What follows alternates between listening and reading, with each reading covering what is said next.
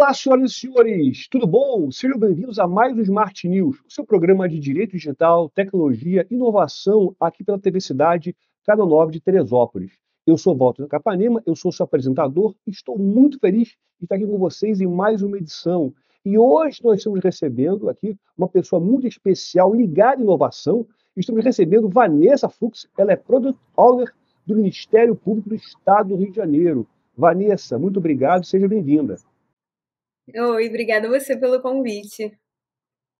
Vanessa, vamos então começar aqui a nossa conversa. Primeira coisa, a gente quer conhecer o seu cargo. O que faz um Product Owner? Você explicaria, né, a sua função aqui para a gente, para o público? Esse termo, Product Owner, ele vem de uma metodologia ágil chamada Scrum. Mas traduzindo, assim, em tradução livre, seria dono de um produto. Mas, sendo mais específico, ele pode ser traduzido como uma gestora de um projeto. Né? São tarefas muito parecidas com a ideia de gerir um projeto. Então, aqui no MP, eu trabalho num setor de desenvolvimento de tecnologias e eu tenho esse cargo de gestora de projetos, né? Eu sou formada em Direito, então a minha ideia é traduzir um pouco do mundo jurídico para os técnicos que estão desenvolvendo uma tecnologia nova. Então, é muito essa parte de gerir um projeto mesmo. Então você funciona quase como uma intérprete, uma tradutora, uma diplomata entre esses dois mundos. Então exige, né, um conhecimento das duas áreas. Vanessa, como é que a tecnologia pode ajudar o Ministério Público a atender melhor a população, já que você fala que você trabalha com a tecnologia? Bom, assim, existem diversas maneiras, né? Acho que uma coisa não tão direta é o trabalho do MP é para a sociedade, né? É para melhorar a vida das pessoas de uma sociedade. Então, a partir do momento que você usa uma tecnologia que auxilie no trabalho do promotor de justiça, né, que trabalha no MP, de certa maneira, você está contribuindo ali para melhorar a vida das pessoas de uma sociedade em geral. Mas nada impede, aqui onde eu trabalho, a gente também desenvolve produtos que são específicos para pessoas da sociedade civil também, para o público em geral. Então, eu posso dar dois exemplos um pouco mais palpáveis. A gente tem um produto, por exemplo, que é voltado para identificar as redes de atendimento de serviço a mulheres que foram vítimas de violência. Então, se você entrar ali na página da Ouvidoria da Mulher, do Ministério Público do Rio de Janeiro, você vai ver lá que tem um mapa da Rede Mulher, que a gente chama. Então, nesse mapa, você consegue identificar todas as unidades de atendimento, seja delegacias especializadas, unidades de saúde especializadas, enfim, todos os organismos que fazem parte dessa rede de atendimento à mulher vítima de violência, e está disponível para qualquer pessoa. Então, assim, às vezes uma mulher ela sofre uma violência, ela não sabe onde pedir ajuda, onde ela vai conseguir atendimento, ela pode, por exemplo, acessar esse mapa e ela consegue ver uma unidade ali perto dela para ela receber atendimento, para ela solicitar ajuda. Outro exemplo também de um outro produto que a gente tem, que é um produto público, que está disponível para qualquer pessoa, é uma ferramenta que a gente chama de Hub Gestão do Território. Essa já é uma ferramenta um pouco mais específica para quem trabalha com análise de dados, de uma maneira geral. Porque o que a gente faz? A gente pega bases de dados públicas de diversas fontes. Então, a gente tem base de saúde, base de segurança pública, base de infraestrutura, né, rede de água, esgotamento, enfim, diversas meio ambiente, patrimônio público, enfim, diversas educação, inúmeros temas. A gente tem mais de 140 camadas de aplicação e a gente pega todos esses dados, a gente trata eles, né? A gente bota eles num formato que eles sejam estruturados e consumíveis e comparáveis entre si. Então, isso está aberto para a sociedade. Qualquer pessoa da sociedade, se tiver curiosidade, é Hub Gestão do Território. Depois eu posso mandar aqui o link. Qualquer pessoa pode entrar na ferramenta. A ferramenta é um mapa. Então, no mapa, você consegue cruzar qualquer tipo de informação georreferenciada. Mas, além disso, você também pode baixar os dados já tratados, né? Apesar de serem dados públicos, muitas vezes eles não estão tratados.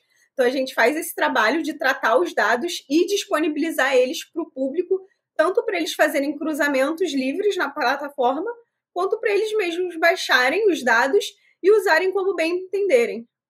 Agora, Vanessa, você está vendo aqui, você está pegando aqui várias, você está trazendo para a sociedade vários aplicativos e serviços muito interessantes. Eu pergunto para você, como é que você descobre, né, como vocês do MP descobrem o que as pessoas estão precisando? Bom, a gente trabalha aqui, a gente aplica um processo de descoberta que se chama Design Thinking. E aí a gente usa técnicas de Design Thinking aplicadas à realidade do setor público, né? O Design Thinking, ele está muito vinculado à ideia de você ter empatia com a pessoa que está sofrendo um problema, né? Então, no primeiro momento, você tem que entender qual é o problema que aquela pessoa está passando, porque muitas vezes a gente tem um problema e a gente acha que a gente sabe qual é a solução desse problema. Mas, na realidade, às vezes o que a gente pensa que é a solução não é de fato a solução. Então, a primeira etapa desse processo de descoberta, né, de entendimento do problema, é você, primeiramente, ter empatia, se colocar no lugar da pessoa e entender qual é o real problema dela. Uma vez que você entende o problema, aí sim você começa a pensar na solução. Você nunca vem direto para a solução, né? Então, você partindo de um problema, identifiquei um problema, aí eu começo a pensar na solução. A solução, ela, assim, dependendo do problema, né, você pode pensar em diversas soluções. Uma vantagem que a gente tem aqui, especificamente onde eu trabalho, que é no núcleo de ciência de dados, a gente tem uma equipe que é multidisciplinar. Então, a gente consegue pensar o problema por diversas perspectivas diferentes, né?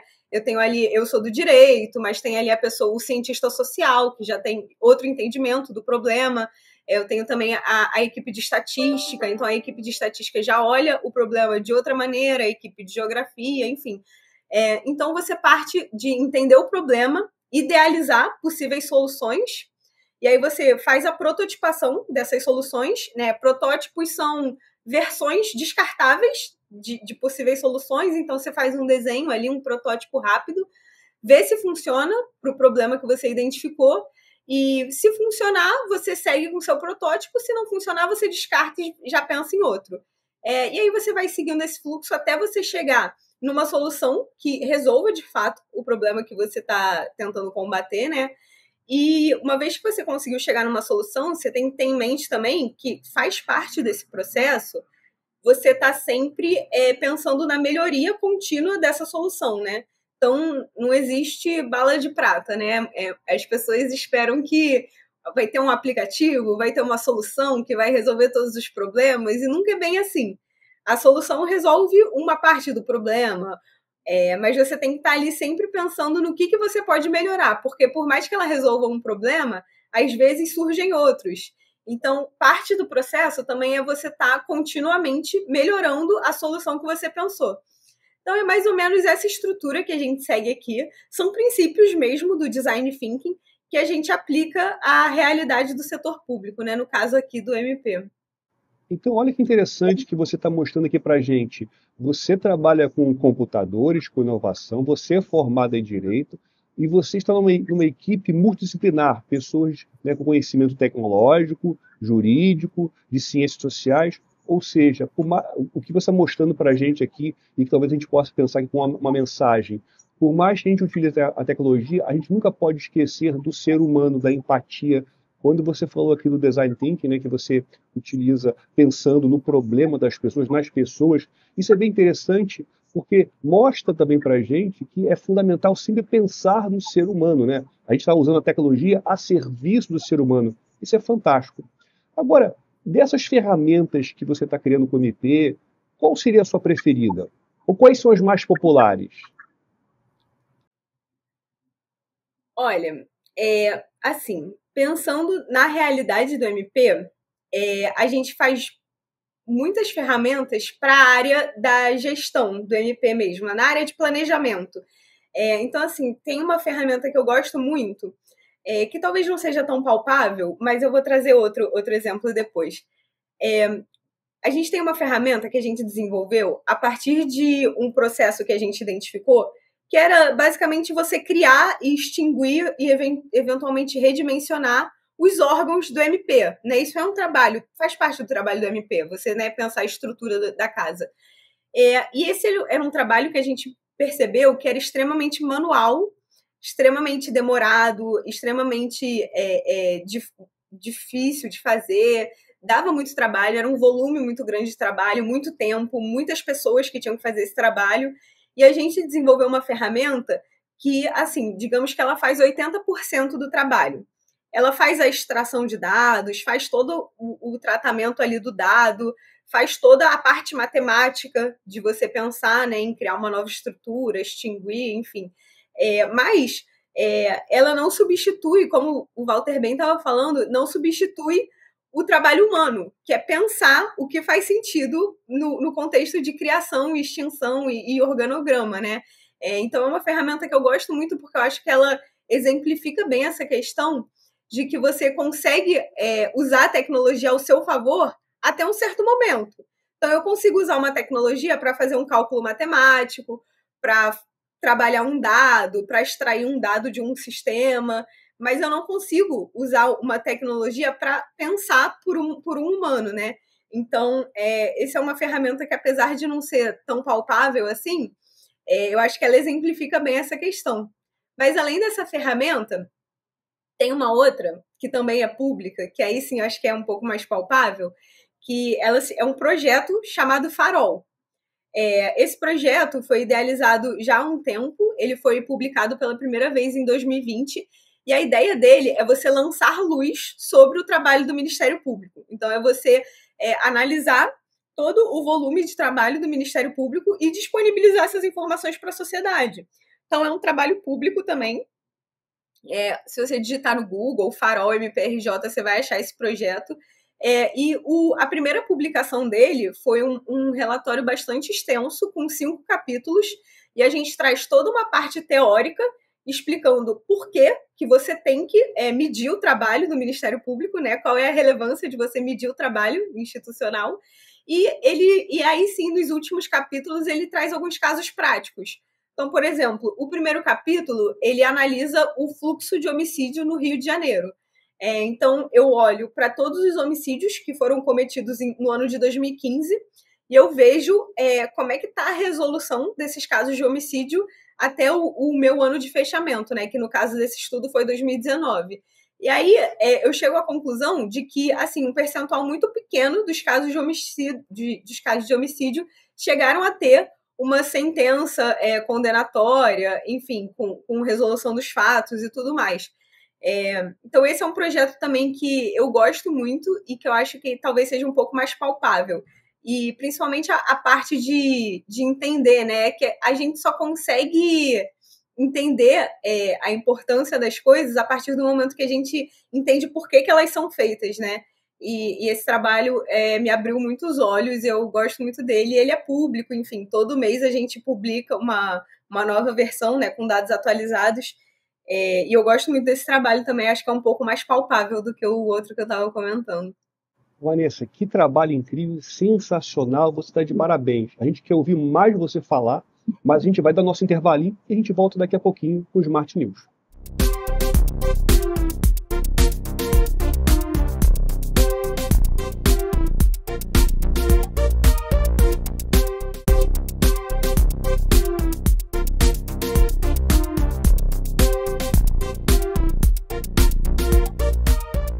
Estamos de volta com o nosso Smart News, o seu programa de direito digital, tecnologia, inovação, aqui pela TV Cidade de Canal 9 Teresópolis. Estamos aqui hoje entrevistando Vanessa Fuchs, que é Product Owner do Ministério Público do Estado de Janeiro. Ela está mostrando para a gente aqui um monte de inovações, coisas incríveis que têm sido feitas pelo Ministério Público e que precisam até de mais visibilidade, porque são serviços que chegam à sociedade, né, serviços, né, em relação à mulher vítima de violência doméstica, os trabalhos em relação aos promotores e procuradores. Vanessa, na sua experiência, é difícil inovar no órgão público, né? Como se convence as pessoas, né, a inovar, a mudar o seu jeito de trabalhar em instituições que normalmente têm todo um procedimento, né, tem toda uma burocracia? O que isso acontece? Eu acho que assim, essa é a pergunta de $1 milhão, né? É uma pergunta que, assim, acho que ninguém tem uma resposta muito boa para essa pergunta. É muito difícil mesmo você mudar uma cultura, né? Mas são coisas que dá para fazer ao longo do tempo. No caso específico de um órgão público, eu acho que ainda tem um outro ponto, que é toda a questão burocrática e procedimental de um órgão público. Então, muitas vezes, existem soluções que podem ser usadas no órgão público, mas existem certas limitações ou um processo de contratação mais demorado. Então, assim, depende muito também da gestão do órgão público em relação ao processo para você conseguir adquirir ou você mesmo desenvolver novas tecnologias. Mas, assim, eu acho que o uso da tecnologia num órgão público, você só vai conseguir usar a tecnologia de uma maneira eficiente a partir do momento que você muda a cultura, porque é uma coisa cultural. Você vê que pessoas mais velhas muitas vezes têm uma certa resistência a novas tecnologias, né? As pessoas não gostam, são muito resistentes a mudanças, a utilizar coisas novas. Muitas vezes acha que não funciona, que não vai funcionar, que não vai dar certo. Eu sempre fiz de uma maneira, quero continuar fazendo dessa maneira, né? Não quero mudar o meu jeito de trabalhar. Então, realmente é muito difícil, mas eu acho que consegue mudar isso a partir do momento que você mostra a importância e o impacto que você consegue gerar a partir do uso estratégico de dados no setor público, né?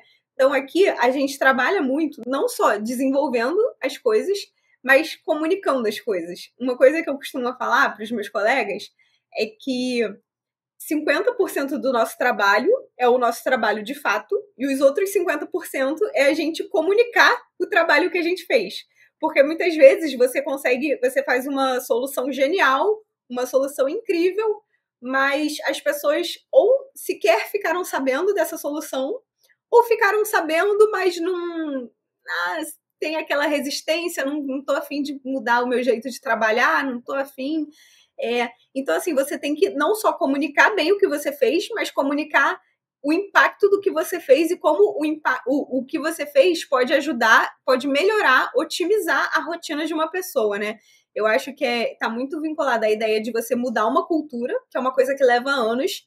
Não dá para fazer da noite para o dia, não dá para fazer em 6 meses, não dá para fazer em um ano. Você tem que ir promovendo, incentivando, fomentando uma mudança cultural, né? Então, assim, às vezes uma geração mais antiga, você não vai conseguir promover uma mudança nessa geração, mas a próxima já vai estar mais adepta a tentar coisas novas, né? Já vai estar mais aberta a tentar coisas novas.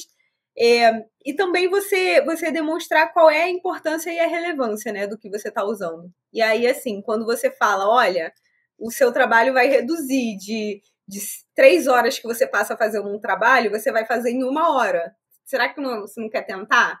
Então, assim, isso também é uma coisa que ajuda, né? Quando você consegue quantificar o impacto de uma tecnologia na rotina de uma pessoa, né? Isso também ajuda. Mas, de uma maneira geral, é muito difícil mesmo. É um grande desafio que a gente tem.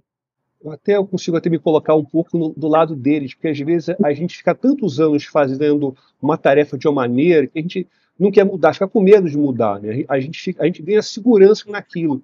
E você falou muito bem, uma questão de mudança cultural. Agora eu pergunto para você, como você promove essa mudança cultural? Como é que você convence essa pessoa a largar aquele método dela que já está antiquado por esses novos métodos tecnológicos, como você falou, que são capazes de reduzir o tempo? Como é que a gente muda a cultura? É difícil. Eu acho que primeiro você tem que ter muita transparência no que você faz. Então você tem que explicar o que você faz e para que isso serve, né? Então começa pela transparência. E aí é através do impacto mesmo. Você tem que conseguir justificar para as pessoas por que a pessoa precisa usar aquilo ao invés de fazer do jeito que ela sempre fez, ou que seja fazer de um outro jeito, né? Você tem que ter uma justificativa que faça sentido, uma justificativa que seja honesta, né? De por que você vai mudar uma rotina, vai mudar um hábito, né? E aí eu volto um pouco para o que eu estava comentando do nosso processo de trabalho, que passa pelas etapas de design thinking. Uma das etapas, que é a etapa de empatia, né, de você entender o problema e de você idealizar a solução, que já é a segunda etapa, você pensa muito nisso, você pensa em desenvolver soluções que, de fato, façam alguma diferença. No caso do Ministério Público, a gente pensa sempre em como tornar a atuação do Ministério Público mais sistematizada, né? Então, você olhar o problema como um todo, você fazer ações que de fato resolvam um problema, né? Então, pensar muito numa atuação que seja mais resolutiva, né? Que resolva de fato os problemas e não seja basicamente uma atuação provocada, né? Que seja feito só porque chegou um problema, eu tenho que responder ele. Então, eu acho que muito começando pela transparência, mostrando o impacto e, de novo, pensando um pouco na empatia e entendendo como que você, de fato, vai fazer uma coisa que vai melhorar a vida de uma pessoa, vai melhorar a rotina de uma pessoa, vai dar mais qualidade de vida para essa pessoa, porque a partir do momento que você otimiza a rotina dessa pessoa, você torna essa rotina dessa pessoa mais eficiente, você também está melhorando a qualidade de vida dela, né? Então, assim, quando a pessoa percebe que ela vai ter mais qualidade de vida, se ela usar determinada tecnologia ou determinada ferramenta, isso ajuda também a promover a mudança, né? Mas é difícil. Eu só trouxe para você perguntas difíceis, né? Nenhuma das perguntas são fáceis e você está saindo muito bem. Parabéns, olha, tá sensacional. Vanessa, eu gostei muito que você falou aqui, você quase que deu uma receita aqui para gente de como se quebrar essa resistência. Eu até vou repetir aqui. Você falou de ter empatia, né? Se colocar na situação daquela pessoa, que muitas vezes essa resistência dela é uma resistência até que a gente compreende, né? Você falou de ter transparência, né? Ou seja, de você mostrar o máximo possível de informações para aquela pessoa, para entender o que está acontecendo. E terceiro, mostrar as vantagens. Olha, sua vida vai ficar melhor, você vai ter menos tempo para fazer as coisas. Eu acho que a gente poderia pensar como uma receita de bolo, se é que é possível pensar assim. Você colocaria mais algum outro requisito? Paciência. Paciência. Muita paciência. Porque a mudança não vem rápido, não vem fácil. Principalmente quando nós somos atores que queremos promover a mudança, tem que ter muita paciência, porque a frustração faz parte do processo, assim. Muitas vezes você tem uma ideia legal, tem uma solução legal, mas as pessoas não compram a sua solução e tudo bem. Depois você vai ter outra oportunidade, depois você vai ter outra solução. Acho que a paciência é um fator muito importante aí também para promover a mudança cultural. As pessoas às vezes pensam que lidar com tecnologia é mais ou menos como lidar com o Google, né? Você digita alguma coisa e vem a resposta na hora. Mas assim, todo programa, todo aplicativo, todo sistema, ele depende de muito trabalho, de muito esforço, né? Nada é criado de um dia para o outro. Às vezes as pessoas querem a coisa de um dia para o outro, mas elas também precisam ter paciência. Na verdade, ela também precisa. Agora, Vanessa, aqui uma outra pergunta. Como é que você consegue trabalhar com tantas pessoas com visão de mundo diferente? Eu aqui com direito, basicamente, só trabalho com advogado, né? Você trabalha com cientista social, cientista de dados, cientista político. Como é que você consegue conviver com tantas pessoas com backgrounds e visões diferentes? Olha, eu acho que essa multidisciplinariedade é dos grandes pontos fortes do caso do setor que eu trabalho aqui no MP, né? Mas uma equipe multidisciplinar é uma equipe que tem uma grande vantagem competitiva, porque é exatamente o que você comentou, Walter. São pessoas que têm visões de mundo muito diferentes. E isso é uma coisa muito positiva, porque você consegue agregar diferentes visões de mundo para solucionar um único problema, né? Então se ataca o problema por diferentes pontos de vista, né?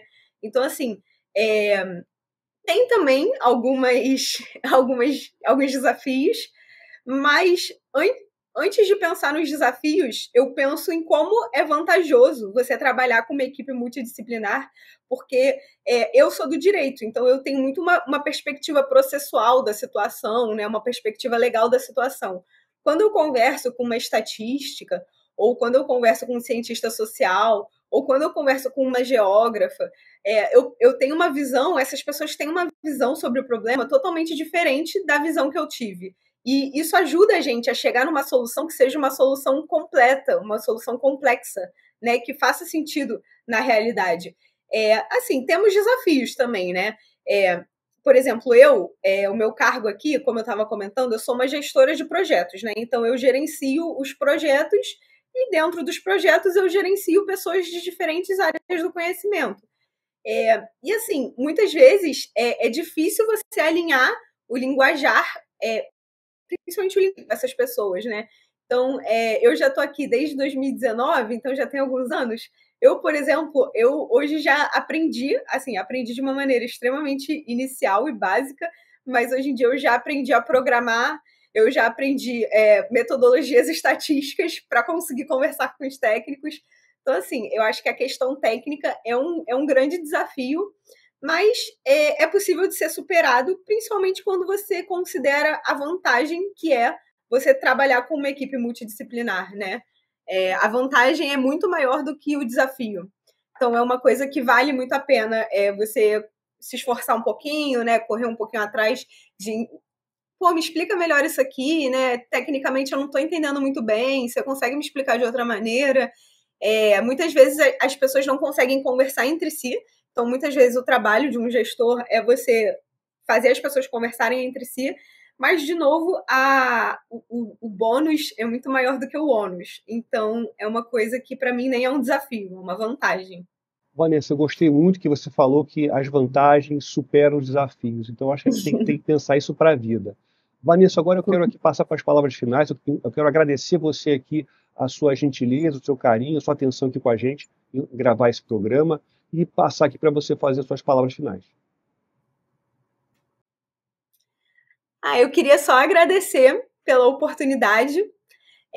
Eu trabalho no Núcleo de Ciência de Dados do Ministério Público do Estado do Rio de Janeiro. Eu me formei em Direito, mas eu me apaixonei por toda a parte de você analisar dados e desenvolver tecnologias a partir dessa análise de dados, tecnologias que facilitam o trabalho das pessoas, que melhoram a vida das pessoas, tanto das pessoas que trabalham no Ministério Público, quanto da sociedade de uma maneira geral. E eu gosto muito dessa área e eu ainda espero aprender muito nessa área. E eu queria só agradecer também ao Walter pela oportunidade. Eu venho aprendendo muito nos últimos anos, venho tentando me desenvolver cada vez mais. Trabalhar com pessoas diferentes é uma coisa muito boa, porque você aprende cada vez mais. E eu só tenho a agradecer a oportunidade que o Walter me deu de falar um pouquinho do meu trabalho hoje. Parabéns, Vanessa, que você tenha ainda mais sucesso. Então, pessoal, Obrigada. um abraço, Vanessa. Obrigado. Pessoal, vamos então terminar aqui o nosso Smart News. Muito obrigado por vocês que estarem aqui nos assistindo até agora. Você pode nos acompanhar sempre na TV Cidade Canal 9 Teresópolis e no nosso canal do YouTube na internet. E você mande aí suas sugestões, suas ideias, seus comentários. Todos serão muito bem-vindos. Então, até a próxima.